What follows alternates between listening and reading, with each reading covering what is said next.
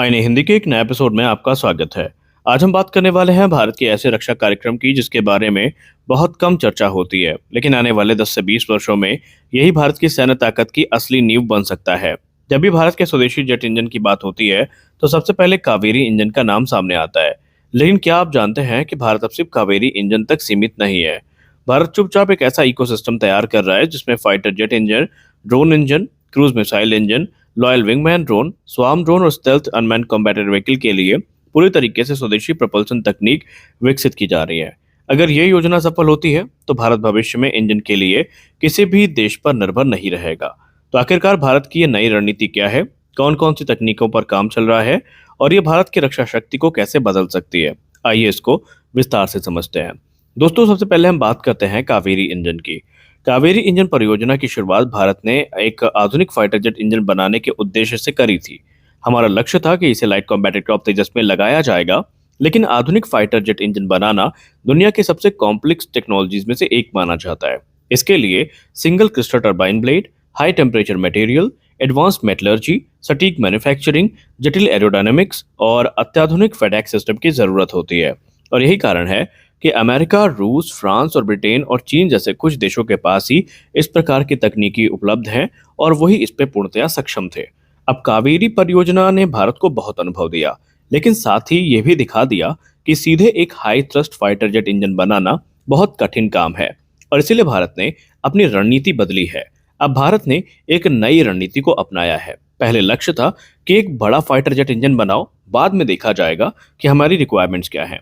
लेकिन अब लक्ष्य है कि पूरा का पूरा इकोसिस्टम बनाओ। बिना इकोसिस्टम के हम किसी भी प्रोग्राम में लंबे समय तक सस्टेन नहीं कर सकते। यानी सिर्फ एक इंजन नहीं, बल्कि हर तरह के सैन्य प्लेटफॉर्म के लिए इंजन विकसित किए जाएंगे। इसमें शामिल हैं छोटे turbine engine, drone engine, cruise missile engine, mini turbofan engine, swarm drone engine, loyal wingman engine और स्टेल्थ अनमैन्ड कॉम्बैटेड व्हीकल के इंजन। यही वो बदलाव है जो भविष्य में भारत को आत्मनिर्भर बना सकता है या इस राह में आगे लेके जा सकता है। दोस्तों, रूस यूक्रेन युद्ध ने पूरी दुनिया को एक नई सीख दी है।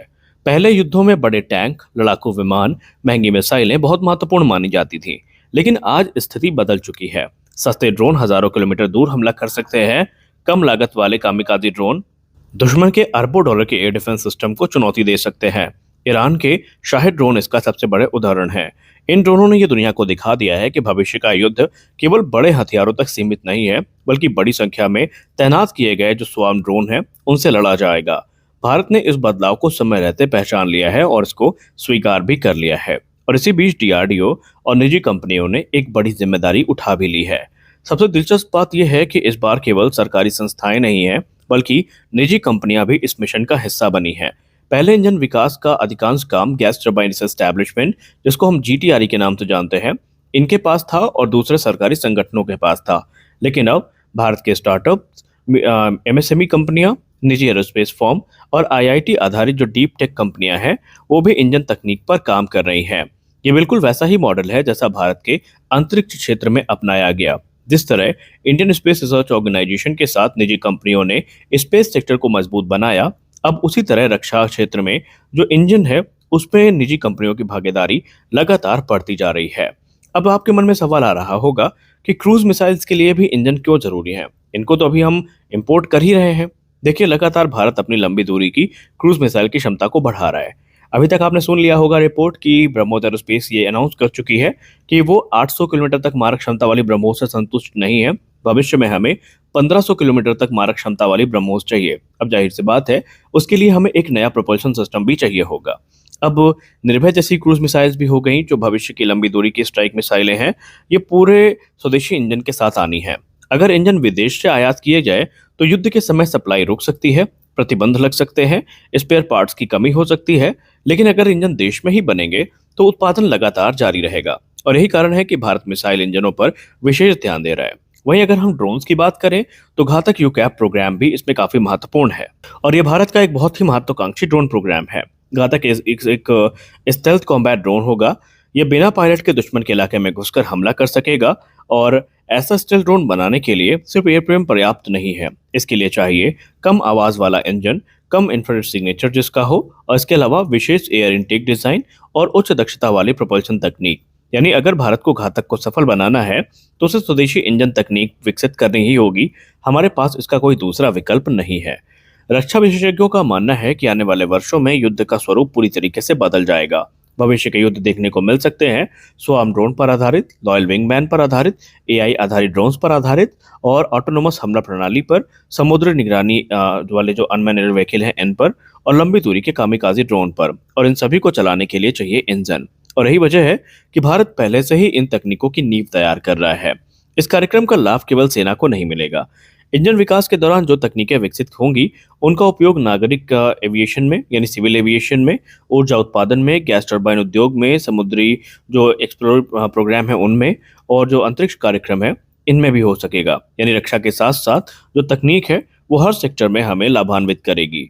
और कुल मिलाकर हम ये कह सकते हैं कि भारत इस क्षेत्र में काफी तेजी से आगे बढ़ रहा है और भारत ने इसकी नींव रख दी है। दोस्तों, अब भारत केवल कावेरी इंजन बनाने की कोशिश नहीं कर रहा है। आपने सुना होगा, चाहे HTFE-25 हो या दूसरे इंजन हो, माइक्रोजेट इंजन हो, इन सबको इस समय भारत में ही विकसित किया जा रहा है। हमारा उद्देश्य एक ही है, हम एमका के लिए 140 किलोन्यूटन का इंजन भी बनाएंगे। हम तेजस मार्क 2 के लिए 95 से 100 किलोन्यूटन का कावेरी 2.0 भी बनाएंगे। और हम तेजस को एक स्वदेशी इंजन से पावर भी करेंगे। और अगर ये रणनीति सफल होती है तो आने वाले दशक में भारत उन चुनिंदा देशों में शामिल हो सकता है जिनके पास सैन्य इंजन तकनीक पूरी तरीके से मौजूद है। सिर्फ एक विमान नहीं बल्कि अलग अलग विमानों के लिए हमारे पास ये इंजन तकनीक हो जाएगी। और शायद यही भारत के रक्षा आत्मनिर्भरता की एक सबसे बड़ी कहानी और सबसे बड़ी कामयाबी साबित हो सकती है। अब यहाँ पर आप लोग इसकी जरूरत को समझते हुए ये भी देखें कि अगर हम ड्रोन की बात ना भी करें तो आज हमारे पास तेजस मार्क 1 अल्फा नहीं है। हम अगर आपसे कारण पूछें सबसे बड़ा कारण क्या है, चलिए हम एक तरफ मान लेते हैं कि HAL की कुछ कमियां हैं। HAL ओवर कमिट कर देती है जिसको पूरा नहीं कर पाती। लेकिन इस चीज से हम डिनाई नहीं कर सकते कि अमेरिकी इंजन इसमें एक बहुत बड़ा हर्डल था। अगर अमेरिका इंजन की सप्लाई समय पर करता तो चीजें इतनी ज्यादा बुरी ना होती। आज भारतीय वायुसेना लिमिटेड नंबर्स में ही सही पर कुछ विमानों को ऑपरेट कर रही होती। अब यही चीज आप तेजस मार्क 2 में देखिए। हम यहाँ पर रोल आउट चिल्ला रहे हैं, रिजर्व इंजन के साथ काफी कॉन्फिडेंट हैं, लेकिन अभी तक आधिकारिक F414 इंजन डील फाइनलाइज नहीं हुई है। कब तक होगी हम कोई स्पष्ट डेट कमिट नहीं कर सकते। और डिफेंस एक्सपर्ट्स यही मानते हैं कि हो सकता है अमेरिका आने वाले भविष्य में भारत पर दबाव बनाने के लिए इंजन सप्लाई रोक दे या कोई बहाना मारकर इंजन की डिलीवरी को बाधित कर दे। तो ऐसा क्या होगा फिर? उस स्थिति में हमारे पास इंजन स्वैपिंग तत्काल तो ऑप्शन है नहीं। हम ये तो कह नहीं सकते कि हम इंजन बदल देंगे, क्योंकि आपको भी पता है पहले इंजन ढूंढना पड़ेगा और इंजन स्वैपिंग का मतलब कि 3 से 4 साल कम से कम टेस्टिंग में जाएंगे। तो ऐसे में अगर हम स्वदेशी इंजन बना लेते हैं तो कम से कम हमें किसी के दबाव में काम नहीं करना पड़ेगा। हम अपने डिसीजन अपने से ले सकते हैं। तो आज के इस वीडियो में बस इतना ही। आशा करते हैं वीडियो आपको अच्छी लगी होगी। वीडियो अच्छी लगी वीडियो को लाइक करिए, नए चैनल को सब्सक्राइब करिए। मिलते हैं अगले वीडियो में, तब तक के लिए जय हिंद।